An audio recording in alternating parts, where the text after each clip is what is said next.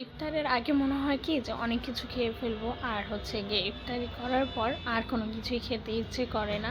সন্ধ্যা রাতে যে একটু ভাত খাবো তাও মন চায় না খেতে। আসসালামু আলাইকুম, আমি খাদিজা আক্তার শাওন বলছি ঢাকা থেকে। আশা করি যে যেখানে আছেন আলহামদুলিল্লাহ সবাই ভালো আছেন এবং সুস্থ আছেন। আলহামদুলিল্লাহ আপনাদের সবার দয় আমরাও ভালো আছি এবং সুস্থ আছি। আর আজকে হচ্ছে গিয়ে সন্ধ্যা রাত থেকে শুরু করে দিয়েছি ইফতারের পর। আর হচ্ছে মুরগি রান্না করতেছিলাম, যেহেতু আমার বড় মেয়েটাও বাসায় নাই। তো ওর জন্য যেহেতু একদমই ভালো লাগে না রান্নাবান্না করতে, আর কোনো কিছু খেতেও ইচ্ছে করতেছিল না, কি আর করার। ও নাই, তারপর খেতে হবে।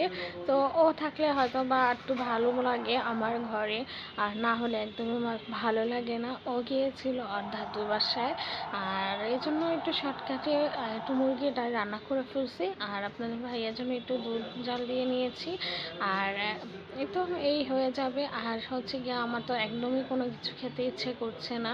এখন যাচ্ছি টেইলার্সের দোকানে, কিছু জামা জমেছিল বাসায়, তো এটা তৈরি করতে দিব। আর এসে যে আপনাদের ভাইয়াকে দিয়ে দুটো কড়াই নিয়ে আসলাম আজকেই। তো একসাথে দুই কাজ করলাম। তো আমি না এই কড়াইটা নিয়ে খুবই কনফিউশনে ছিলাম, যেহেতু হানি কোম্পানির কড়াইগুলো অনেক দাম, আর ওই হিসাবে তো এটা খুবই কম দামে নিয়েছে।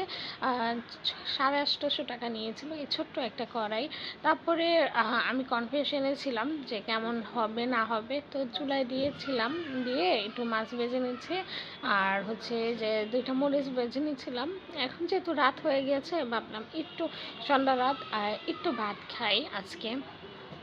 তো এই জন্য মাছ ভেজে একটু ভর্তা তৈরি করেছি, আর হচ্ছে এই দিয়েই গরম গরম ভাত খাবো। আর এই মাছটা আমি আগেই বের করে রেখেছিলাম, যেহেতু আপনাদের ভাইয়াকে বলেছি আগে থেকে যে আমাকে দুটো কড়াই নিয়ে দিতে। একটা এই কড়াই নিয়েছি, আর একটা যে টিকটক, ইনস্টাগ্রাম, যেখানেই যাই, ফেসবুক, সব জায়গায় একটা ভাইরাল কড়াই আছে এসএসের, সেই কড়াইটা আমি নিয়েছি।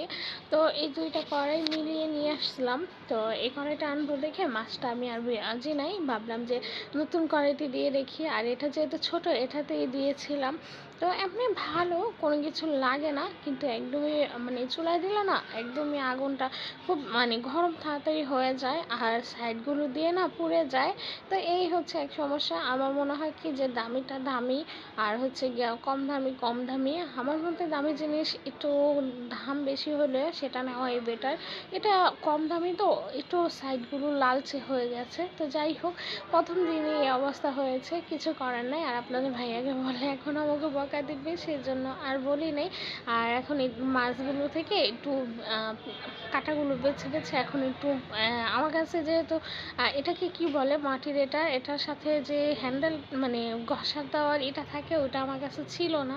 কোথায় যে রেখেছি খুঁজে পাচ্ছি না, যেহেতু অনেক পুরানো, তো পাচ্ছি না খুঁজে। তো যে হাম্বল ডাস্টার যে এটা আছে ছেঁচনির, সেটা দিয়েই করেছি। তো যাই হোক, একদিকে খেলেই হলো। আর হচ্ছে গিয়ে আজকে রান্না হচ্ছে চিকেন রান্না করেছি, সেটা তো আর আমি খাবো না, তো একটু জাল জাল করে ভর্তা দিয়ে ভাত খাচ্ছি। আর এটাই কিন্তু খুব ভালো লাগছে, আর তৃপ্তি সহকারে খাচ্ছি। আমার কাছে কিন্তু খুব ভালো লাগছে।